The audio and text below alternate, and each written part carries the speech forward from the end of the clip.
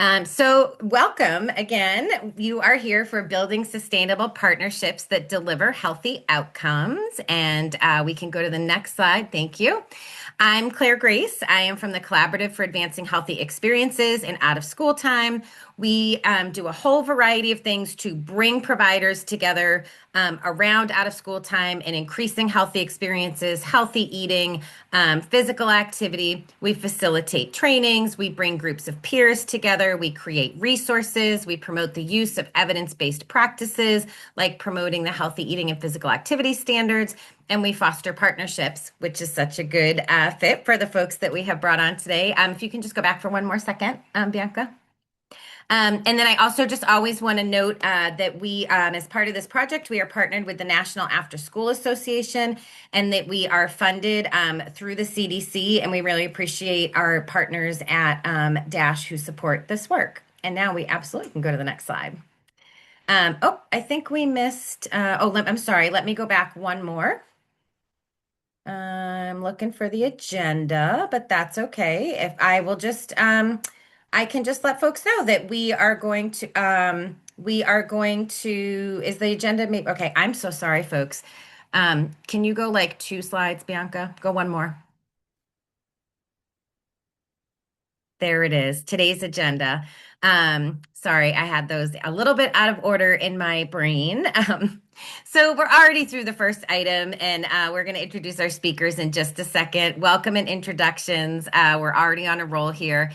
Our speakers are going to talk about the SEL Access Exchange and give you an overview of that, and then talk about collaboration as a program strategy. We're going to get a chance to do here a case study deep dive and how they apply this model from assessment to action.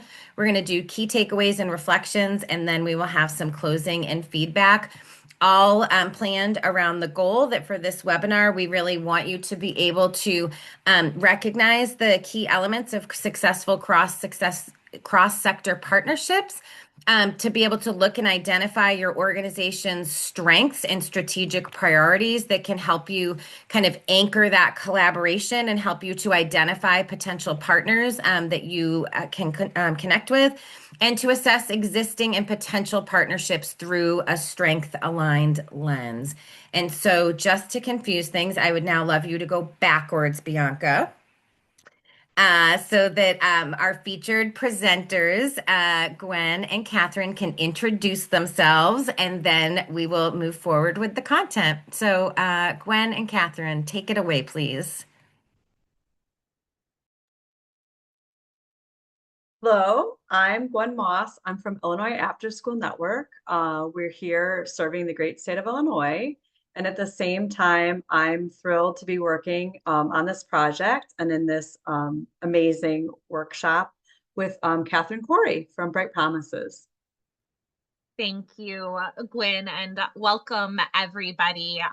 Our huge gratitude to everybody at EDC for their wonderful support and for the collaborative for inviting us to come and share a little bit about our experience with all of you. It's been really great to read about what you hope to get out of today's webinar, because Gwen, I think we did it with our plan. I think we're going to hopefully leave these wonderful folks with some great actionable steps that you all can take to build those sustainable partnerships and really form those successful collaboratives.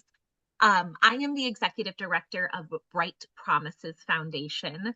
We are a 157-year-old public foundation, which means that we are a fundraising foundation, and we are out there side by side with all of you, working hard to raise those funds that we all need to be able to serve the incredible children, youth, and the out of school time organizations that make their incredible development possible.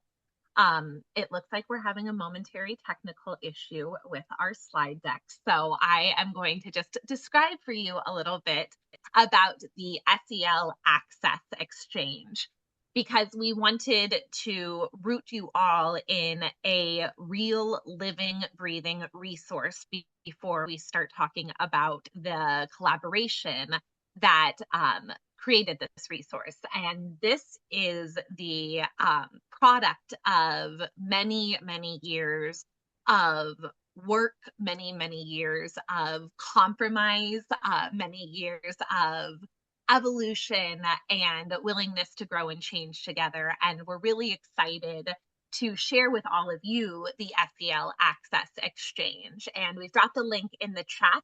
There's also a QR because this is one of the times we encourage you to grab your phone, have a little multi-screen moment, and scan that QR code, because what you're going to find is an entire resource hub of a variety of resources that are all free.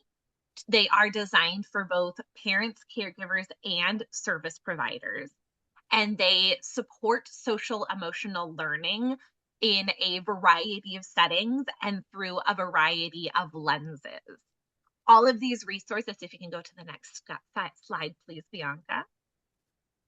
All of these resources are designed to be able to bridge a gap that was identified by our community partners, in that parents and caregivers, including service providers, really, really want to support the social emotional learning of young people, but they need support to be able to do that. And so these resources were created to particularly to serve Black and Brown immigrant communities who are historically under-resourced and underserved in this particular area. And if you could go to the next slide. So what you are going to find on the SEL Access Exchange is no registration, no paywall, no limitations on when and how you can access these resources. They can be downloaded and shared and in the common knowledge and possession forevermore. And also, we've made all of these tools available in English and in Spanish. And so our great hope is that if you take nothing else from today's webinar, that you will take a couple of minutes to explore this website and hopefully find something that will either serve you as you continue to grow in your professional journey, or possibly that you can take to your organization, to your programs, and into your community to use with them. So this, my friends, is the product of Bright Promises Foundations and Illinois Afterschool Network's collaboration. And I'm now excited to pass it over to my friend Gwyn to tell us a little bit about what we have learned about what collaboration is and what collaboration is not through our successful creation of the SEL Access Exchange. Thanks, Katherine. So if we go to the next slide, Bianca, thank you. So the idea of when you're working with someone who is passionate and driven and has aligned goals, it's amazing. And it seems like it's magic. There are other times when you're working with someone, you're like, why is this not working, right? So the idea being like naming and really focusing on what real success looks like. If it's proposal driven, we all know it's not going to be nearly as successful because it may unlock that funding quickly, but it's probably not going to be long term. It's going to be maybe more short term. It's going to be draining your capacity. The resources are just not going to be there. And the idea of like switching that mindset into the collaboration when it's, if you flip to the next, Bianca, Yep. So when the collaboration is priority driven with somebody else who again is, aligned in what the goals are, you're going to see that the rooted in the real needs and strengths is going to come out and going to be a shining example. And you're looking to build that long-term relationship with that person because yes, you're representing an organization, but you're also going to be who you are in every space you're going to be in. So finding someone that you are going to be able to work with is really, really important. Being flexible and adaptive because we all know we're humans and there's moments when things might not go as planned and there's ways to be able to go back to that drawing board or see where or what gap or challenge and how to meet those with solutions. And looking at those strengths, like to be able to strengthen the outcomes and that workforce sustainability, because the point being is that you and your collaborator should not be feeling like it's complete burnout, right? And that there's just a really strong mission alignment But again, it's bigger than just one proposal. It's the priority of the organization. So I would like to go into the case study deep dive, which I'd love to ask Katherine, because Katherine's been in her position at her organization longer than I've been at my position. And so I would love for you to take us back in time and for you to tell me about how did you first encounter Illinois After School Network? Absolutely.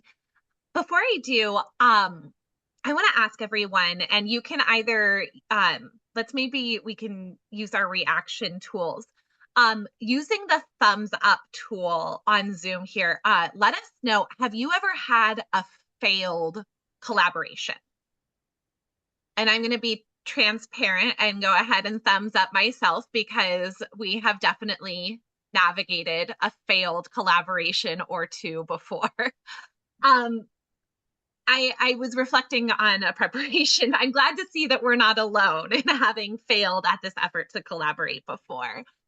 And I was really excited to be able to be a part of this conversation today because we do have a unique foot in each world. We are a foundation, and so we do get to be a part of those philanthropic conversations. And I feel like over and over again, I hear funders say, collaborate, like it's a switch that we can just flip on and off, or like it's something that's just right there, easily accessible. And if that were true, we would all be doing it all the time, and we wouldn't need to have webinars like this. And so I think a really important thing to remember, and that I want to lift up from what you just said, is that if a collaboration is driven by your proposal, I would encourage folks to think of that first as maybe a pink flag, maybe not all the way to a red flag, but a pink flag, because Bright Promises Foundation's relationship with Illinois After School Network started a decade ago in 2016 at the launch of an initiative designed specifically to address SEL learning at home. And Illinois After School Network started out as a grantee partner and collaborator through that initiative. And we had a really big vision for how we imagined Illinois After School Network partnering with us in that collaboration. And that first dream didn't quite come to fruition in the way we imagined. And so the good thing about that first failing forward, is that I met you and we got to know each other. You weren't in your current role at that time, as you mentioned. I was still with Bright Promises Foundation, but I was in a completely different job title. And what did happen is that we were able to engage you in a larger collaborative effort that we had launched at the time. And with this collaborative, we got a bunch of people together and we said, we don't want to be overly prescriptive. We don't want to tell you what to do. Collaborate and tell us what will come out of it. And that was another really challenging collaborative. We learned a lot about what happens when you lack clarity and when you lack accountability going into a project. And so through the challenges that was the collaborative that we had built at the time, you and I developed some real grit and resiliency in our relationship. We had to endure periods of mutual frustration with one another's organizations. That frustration went from everything around communication style to payment of invoices and our mutual financial management and growing pains that we were both experiencing at the time. And the beautiful thing out of that is that even though Bright Promises Foundation was not formally funding Illinois After School Network, you all still saw us as people worth having a relationship with. And so when there was a change in leadership at Illinois After School Network, Gwyn, I'm very glad that the board at the time chose you and promoted you into that role of executive director. And I'm going to turn it back around on you. And I'm hoping that you can share with us a little bit about how you interpreted Ian's mission, the Illinois Afterschool Network mission, when you stepped into leadership. Because the mission of the organization didn't change over the many years that we'd already known you, but something was different when you stepped into that role. So I'm hoping you can walk us through a little bit how you discerned what were the strengths and what were the needs of Illinois After School Network. Sure. Um, so I came from 15 years of working with teens and youth in Chicago.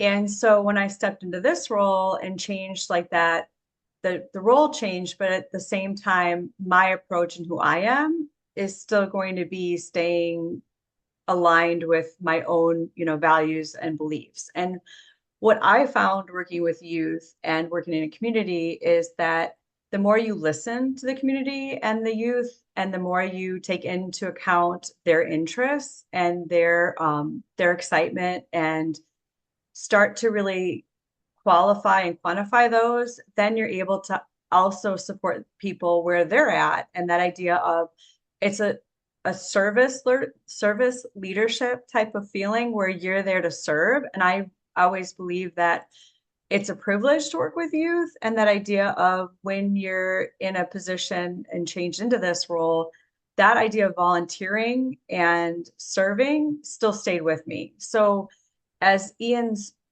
bigger mission being that, we're here to support those working with youth in that expanded learning spaces and to be a network for people. And I think of that as how can I serve you and how can I bridge the gap? And so we do an annual fields needs assessment. And from those annual field needs assessment and the survey and the data that I was hearing from the field in Illinois, there was a lot of questions around how do you get family engagement? How do you include more meaningful connections and relationship building with the youth to be able to provide really positive lifelong supports for the families?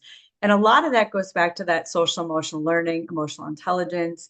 And I don't know about you, Katherine, but I wasn't brought up with a lot of this. So it's learning it as my own being and as a parent and as a working parent. And that idea of these are really great topics to be able to have the after school, out of school space bridge with the families and the caregivers and those that are there.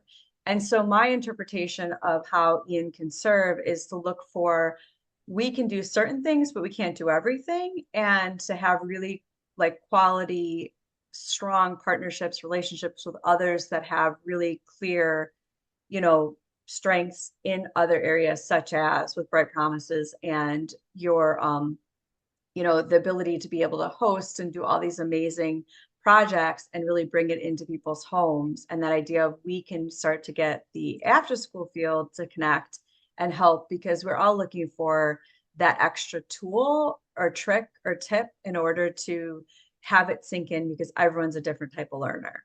So that's how like I interpreted the Ian's mission as I came on board, and then moved into how I was going to position our organization with you. Um, I know that this all like kind of sounds also like the pre-work for a grant or proposal or collaboration. So how do you turn this like our relationship into something fundable? Because you have that relationship and that experience. How do you change this into something fundable, something, where it's tangible? Love to hear. Yeah, and that's the real question of the moment, especially as so many of us across our country, and especially in Illinois and Chicago, are facing real seismic shifts in the funding landscape. And I I want to pause and take a moment to uplift something that you've shared, and also something that we've offered up for folks to think about in the chat. And we're planting these questions early because we're going to do a little exercise with each other so that hopefully we can, like we said, take you with some actionable steps today.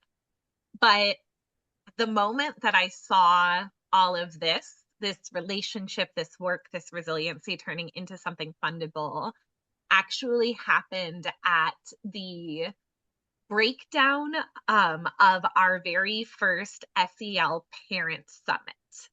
And this was an event that several organizations had come together to host. And it was a hard event to plan, and it was definitely worth it. But I think all of us who were part of it walked away with this sense of feeling like, wow, that was so much effort and work that went into planning one event. And we didn't feel totally satisfied letting the momentum stop there. And so we've invited people to think about, when they look around their professional sphere or network, who are the people who kept showing up? And so it was you, me, and one of our wonderful colleagues named Valerie, who are all just kind of hanging back and sharing ideas and suggestions and thoughts. And at that point, we really weren't wearing our institutional hats anymore. And that's something that I really want to encourage people as you think about those 3 to 4 people, is we oftentimes think organizationally. And everyone's managers really appreciate that. But failing to think as an individual sometimes keeps us from seeing who are those people who keep showing up. And so as I talk a little bit about how you move from this relationship building into actually turning this into something fundable, we encourage people to think about who are those few people that keep showing up. And to Gwyn's point, it should be part of what made this work is that it was people who showed up and who made us feel like our energy was greater together. When I posed the questions that I did to Gwyn and Valerie about how I was really proud of what we had done, but I still felt kind of unsatisfied, it took a moment of vulnerability to be able to admit that this was great, but it wasn't enough. And I was really grateful that you received that vulnerability. And so that's not always a lens that we're invited to look at our network through. So we want to invite everybody to also engage in that vulnerable step and maybe thinking about who are those people who add to your energy, even when you feel like you don't have all of the answers. And I will answer you, Gwyn, on how do we actually turn this into real funding opportunities. I will say that the collaboration that yielded the SEL Access Exchange resource so special and different is that it didn't necessarily add work for either of our organizations. When we were asking these questions, and because it came from a place of looking at it through the lens of this is a proposal and how can we write a partnership that fits this proposal, but rather through the asking of these questions, we were able to start to formulate our own vision and plan for if magically the money came someday. So it was really through a strength-based mindset and really an abundance mindset in a lot of ways that we first started imagining, if the resources come, what would we do with them? And that was where you and I had an opportunity to sit down and start to map and think about, okay, well, what are the resources that we already have? And that was very concrete resources, like what have our organizations already invested in? For the case of Bright Promises Foundation, we'd already invested in creating this online resource hub during the COVID-19 pandemic when our partners were forced to shift to virtual learning and virtual programming. So we already had the virtual resources, but what we didn't have was the network to be able to distribute those resources to.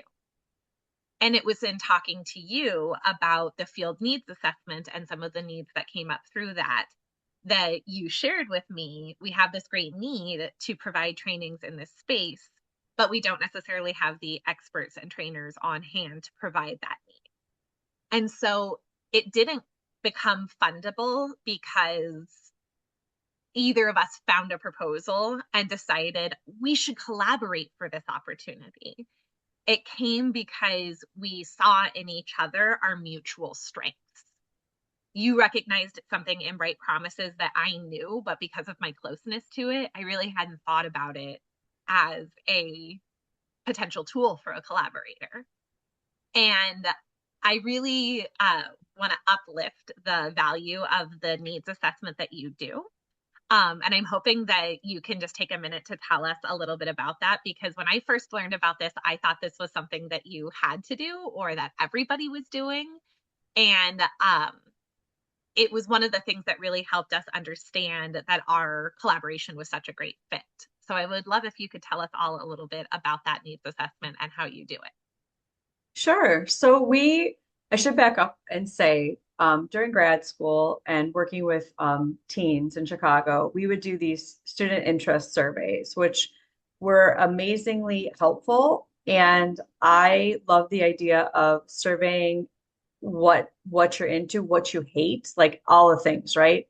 So it's like that asking for, you know, 5 things that you would absolutely not ever want to do in your life, and then give me 5 things that like the best day of your life ever type stuff. And like, because it was based in a teen lens. And we would take those and then you'd make projects based around those. And then you would also then tap on those that are like show the highest interest in order to lead it, like or co-lead it. So during grad school, I thought this was amazing. And I thought it was a really great way to tie in the youth voice and choice at every level. And at the same time, to be able to do it throughout, because this idea of surveying doesn't have to be one and done. It could be multiple times, it could be small, bite size, whatever. So when working with youth in Chicago in the expanded learning spaces, I started doing that, and that really helped round what we were doing. And it also called out the talents and the treasures and the amazing interests that the group had. And at the same time, like shifting into how can we make some of this service learning? How can we tie in how to be, a better community partner, as a teenager and your mindset? Like, so it led to so many different collaborations in the city. So like partnering with a local senior citizen home to like play board games, to do like window box gardening, to do guerrilla gardening on the areas that were vacant or not being kept up, and planting wildflowers that are native to Illinois, like things of that nature, but still tying in volunteering, tying in community service, tying in something bigger than yourself. And so when taking the role at Illinois Afterschool Network, that idea of what does the field need, what are your challenges, it's not me prescribing what you need, and I'm not the funder, and nor am I going to say if you don't take our trainings then you're not going to get money. So it's that idea of asking you as somebody who is here as a support in a third space, like an external space, not within your program, not within your organization, but hey, what are you lacking, or what do you really want to learn about, or what kinds of things or topics are interesting.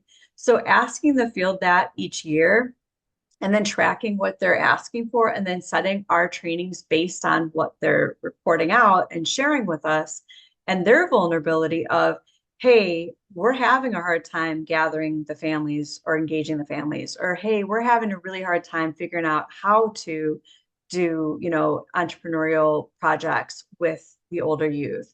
Like, so it's hearing all those things and then being able to say, hey, we hear you, let's tap into the resources, let's bring our network together, and let's start doing some trainings, and then have those trainings that are live and quality and interactive, and that idea of sharing, like, hey, I tried this, it didn't work, it was a total flop, like anybody else try this, what did work, and I think that that's where that field needs assessment, and doing it every year and building it into, before I set any trainings for the year, I ask the field, like as a state, what do you want to see more of? What are you sick of, right? Like, what is it that you're really into right now?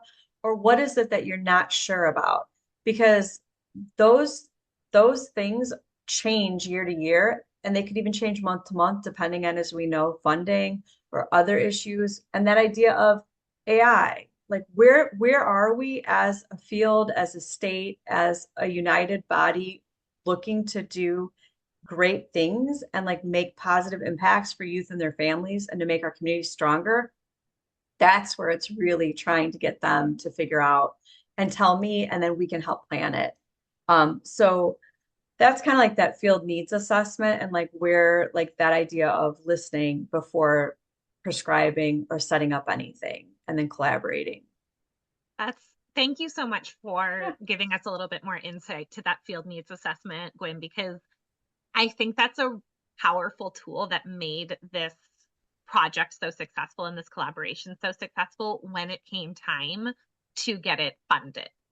Because what that gave us was the real time data to be able to speak to the urgency of the need.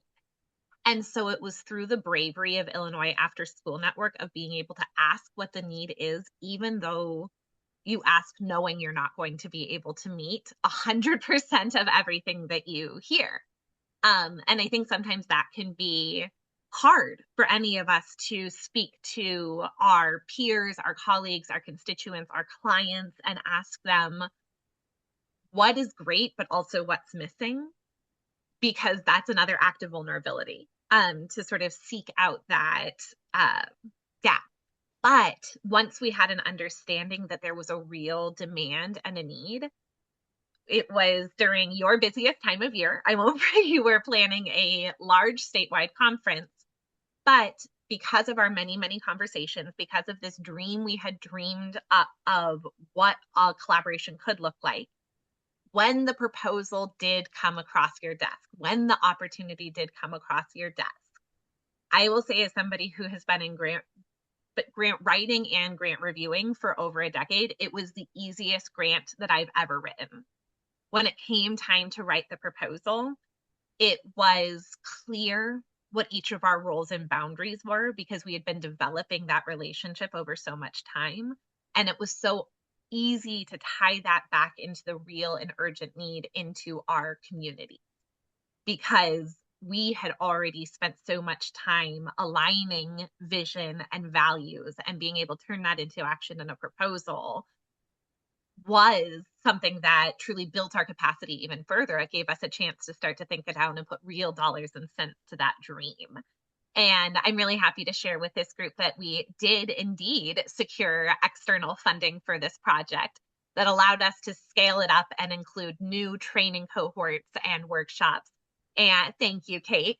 And we are, in fact, if everybody can cross their fingers and toes, we are currently hoping to get a renewal funding for an even larger amount to allow us to implement a new train the trainer component into the SEL Access Exchange. So I will say that this didn't come out of nothing. We invested a lot of time, which we know is a really invaluable resource. We did have to find resources from within our own organizations to support this work early on. There was sort of a do-it-yourself quality in the early stages of this work. And while I will say that early collaborative that we launched did not succeed in the initial iteration and vision and form, the biggest lesson that we took out of that was the relationships. And the relationship that we've carried forward is what has now turned this into a really exciting and growing project. So we want to take a second, and if we could go and turn on our slides again, please. We want to stop talking at you and give you all an opportunity. Hopefully you've been following along in the chat a little bit, because we have been, as I mentioned, planting seeds for this exercise. And again, I've got to give big props to our friends at edc.org who have created some really great tools and toolkits that we have built some assessment to action toolkit for you all to work with today. So typically when we think of collaborations, you might see a chart like this, and it says, what's the name, what's the contact information, and what's the role of the person that you want to collaborate with, and thinking of it in a pretty transactional nature. But Gwyn and I, in thinking about what made this collaboration successful, we'd like you to instead look at this through a lens of your strengths, priorities, and potential gaps. So using the SEL Access Exchange as our continued case study, I'll speak from the perspective of Bright Promises Foundation. As I shared, when the COVID-19 pandemic hit, all of our partners were forced to shift to virtual resources and programming. So we invested in this fully formed resource hub that was really active, really useful. And when we surveyed the community, there was a lot of demand for it, even as programming transitioned back into in person. And so we knew our strength was that we already had the tool. We'd already invested in the tool, which for us was the resource hub. Our priority at that point was, how do we disseminate it? How do we get it out to meet this need? Our survey had told us that yes, this needs to continue to be built out and to be shared further. But Bright Promises Foundation's typical lane is not in the dissemination of resources. And so while we deeply wanted to respond to that community call for more support and more resources, we did not have an obvious delivery method other than shouting out into the void and hoping that the families who needed the support heard us. And that's where Illinois Afterschool Network came in. So Gwen, I'll pass it to you. Yeah. So thanks, Catherine. When looking at Ian's strengths, we had a great fully developed training system, both in person and virtual. And we had our, field needs assessment anchored, really giving us that data points to be able to go off of and, address what the state was asking for. And if we couldn't address it, we could at least point to other partners who could. And we realized that what the gap is, as people were asking for more SEL and how to engage the families more, we didn't have any specialized like point like place to go to, which is where Bright Promises did. They had what was needed. And that idea of, we had the staff in the after school programs coming to our trainings, and those are trusted members of the community where you're already sending your kiddo or your teen to. So when they start talking about, hey, there's this really great thing, you're more likely to listen, to try it out, and to explore it because you're trusting who's telling you about it. And it isn't just from, as Catherine said, you're not hearing it from the void, right? So the partnership of, when we were looking at this assessment to action and where our strengths, priorities, and gaps were, we realized if we were able to collaborate on something with that had a higher mission, right? So, and as Catherine said, we didn't have funding. We just were talking about what and where long before any proposals came across our desks. So if we go to the next slide, I know in the chat they've got the document. Okay, go ahead.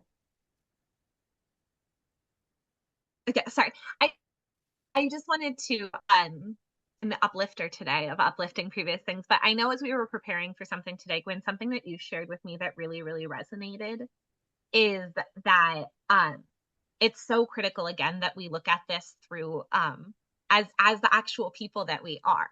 And so as you're completing this for your own organization and for yourself, I invite you to not just put in the boilerplate that you typically include, but to really apply your own personal experience with your organization, with your community, and with the relationships that you've built. Because like we shared before, as you're thinking about who might fill in the rest of those charts, those 3 to 4 people who keep showing up, or those 3 to 4 institutions that keep showing up. Maybe they're at a lot of the same networking events. Maybe you see them on the same advocacy days. Maybe you see them in the same RFP calls, getting information about the similar opportunities.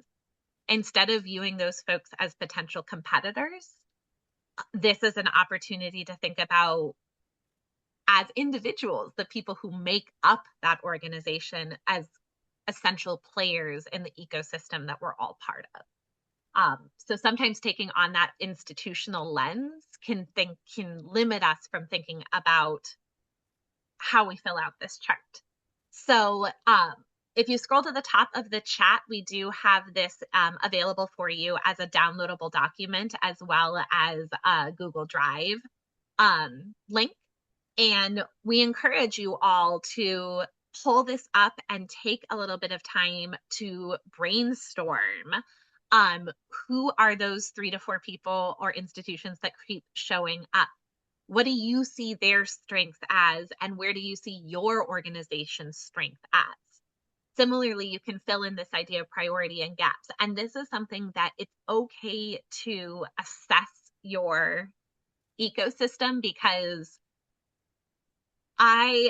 in leading Bright Promises Foundation, I already had a sense of what were Illinois Afterschool Network's priorities, because I had a relationship with these folks, and because Gwen and I were constantly talking about, if we had more money, this is everything we dream we might be able to do. So it's okay for you to make some presumptions about what those priorities and gaps may be, because the next part of this step is reaching out and having conversation. It's a really powerful and, again, vulnerable ask to say, will you dream with me because I see alignment in the way that we're moving toward these shared goals, rather than having a really justifiable deadline or proposal to do it around. And Gwen and I both run really small teams, and so we recognize that every meeting has to be justified and that we need to be constantly outcomes driven. But this is one of those where we can speak from experience that slowing down and taking time to build the relationships in the first as a way of building the partnership is then what allowed us to move so much faster when the opportunity actually presented.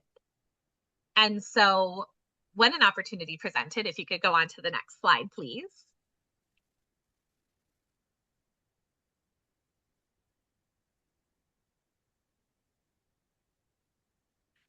So you'll see here in the middle, there's not just one organization. And this is a little bit of different ecosystem map than maybe you have done before. And Gwen and I have a favorite coffee shop that we picked out where we didn't do it in exactly this way, but if we'd had this tool at the time, I wish that we could have done it this way.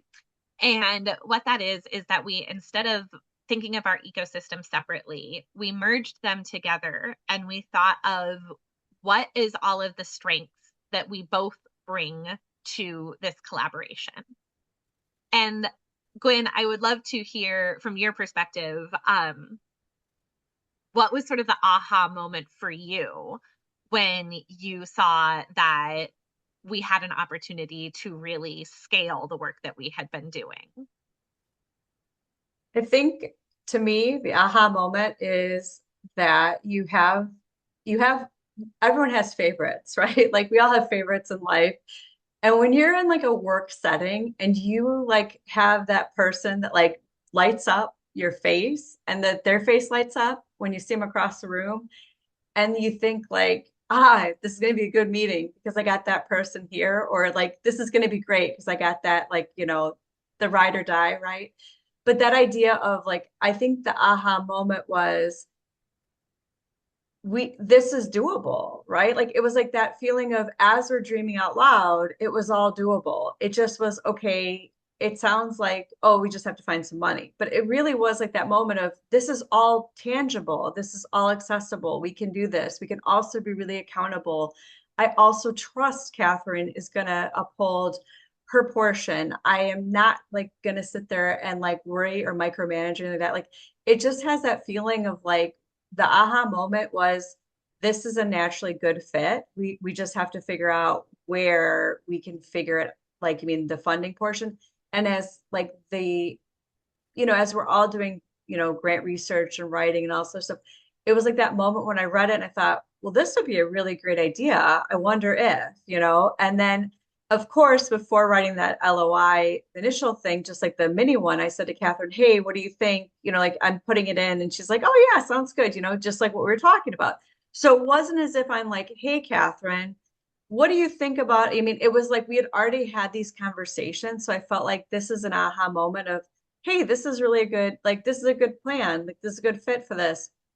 And then when we were invited to go to like the second round of it and put in a full proposal, it was like, okay, now we're going to get into that nitty gritty of, what do you want to be in charge of? What do you want me to be in charge of? And like dividing and conquering with clear confidence. And I feel like that aha moment of I was excited because, as I said, like what we were talking about was all doable. And it was also very, very like, it was just like within our grasp.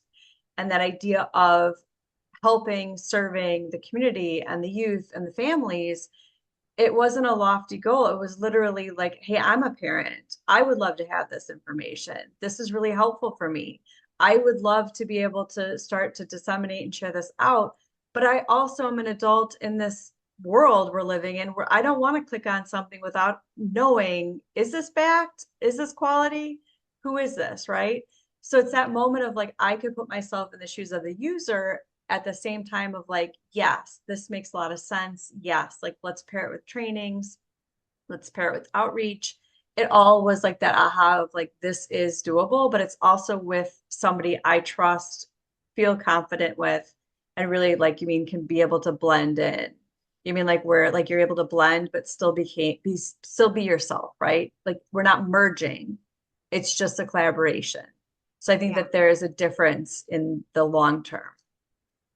And I think that's a really powerful thing to uplift in terms of how we both have gotten our boards of directors to buy into this is that in treating your collaboration as the center of this wheel, um, it allowed both of our organizations to maintain our autonomy and our strengths. And I really loved how you used the word accountability because that made it so much easier when it came time to do a joint budget.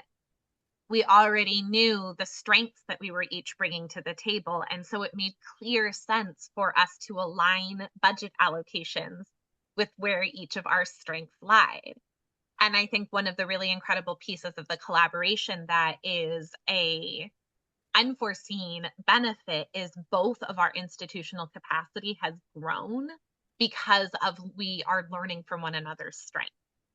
So I know Bright Promises Foundation has really changed the way that we craft some of our reporting and evaluation language to be more reflective of the best practices that Illinois Afterschool Network has taught us.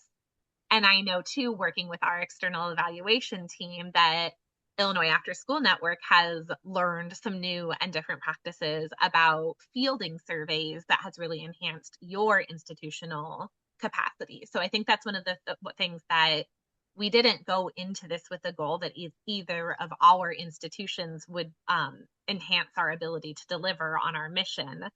But because we treated this collaboration like its own entity where each of us brought something to it, then the benefit was both of us also gained something from it.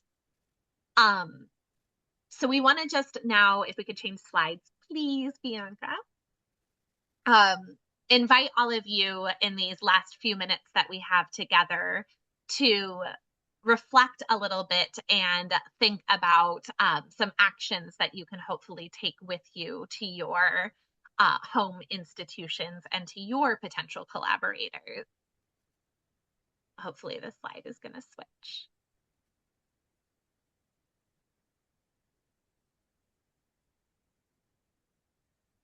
I hope we're not having a, No, I think we're good. Bianca, there we go. okay. Okay, yeah. I'll post the questions in the chat as well. Thank you. Okay, yeah. So whether it be in the document that you can download, we want you to think about what strengths did you capture? And maybe even think about what are your individual strengths too. Thinking about the strengths of your institution, your program, but the hope is that all of us continue to grow and transform. And I think that's really important to note that Gwyn and I both went through multiple job changes over the course of this collaborative. We are not in the original role or even at the original institutions that we were at when we first engaged in this. So really excited to hear anybody's strengths. Any new ideas for partners that might have come up for you? Thinking about your ecosystem, if there's, as you picture yourself in that room, and what are those faces that come to mind that you think, this is going to be a good meeting because this person is there. I love how you described that, Gwyn. And then we'd like everyone to think about is just one is what next step you plan to take. For some people, it might be thinking that like I need to get out and be talking with my peers a little bit more. I need to build some more of those relationships so that I have that group around me that I enjoy connecting and dreaming with, so that when the opportunity and the idea comes, we're able to take action and move on it. And I know for a lot of folks who are here supporting out of expanded learning time organizations in a variety of roles, um, I think reminding organizations that we already have so many of the answers. It's not something new that Gwen and I are sharing with you all today. In fact, it's the solution as old as time, which is strengthening our relationships with one another and strengthening the bonds of our community. And so rather than throwing a new solution into the mix, we invite you to rather go back to the oldest solution, which is to take care of one another. Gwen, did you want to close us out with some key takeaways we hope that people will leave today with? Sure. I just would really, really strongly advise that, like, when you're thinking about collaborations, you want it to be able to clarify and not complicate, right? It shouldn't be more work. It should be like that awesome, like better work or deeper work, or you mean like that feeling of really attaining something, and not make it complicated or muddied. Also that idea of we're looking to get like stronger, not necessarily bigger, right? So like you want to lean on and keep in mind what your strengths are and make sure that like you're really strengthening those and or meeting those needs with a clear alignment, and that collaboration is going to start long before any grant is going to be written. And that idea of you're not merging, you're collaborating, and you're still going to be your own being and thing, but you're going to be accountable and being able to partner and share in the successes and the joys. So it's been a real joy being here with you all today, and I really appreciate this time with you. And thank you so much, Katherine, for being on this, party with us, right? And thank you, Claire Grace. We'll hand it to you. Well, I'm going to jump in on the thank yous and say a huge thank you to Gwen and Katherine.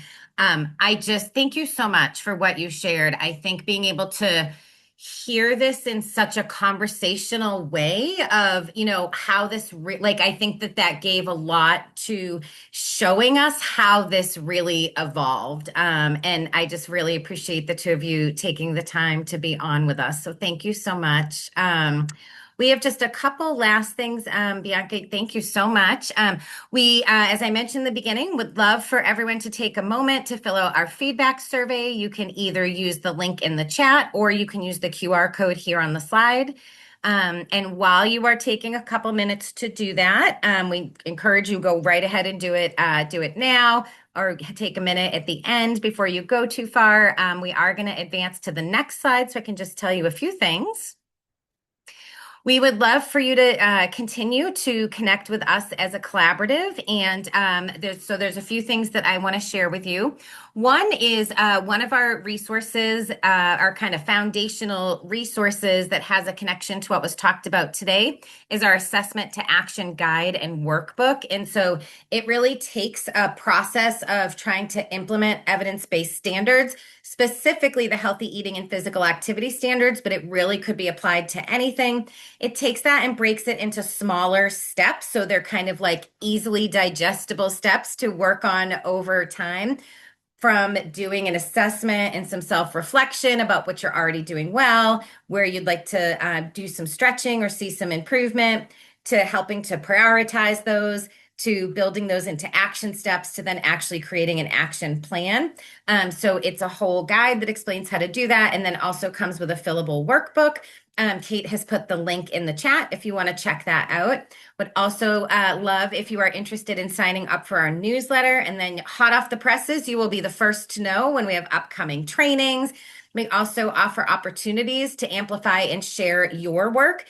For example, through our Healthy OST Champion series that we do in partnership with the National Afterschool Association, we want to hear what you are doing, and we want to be able to support you in sharing that so that we can be sharing what is working well. What are the innovative things that you're doing that you'd like to share with your peers?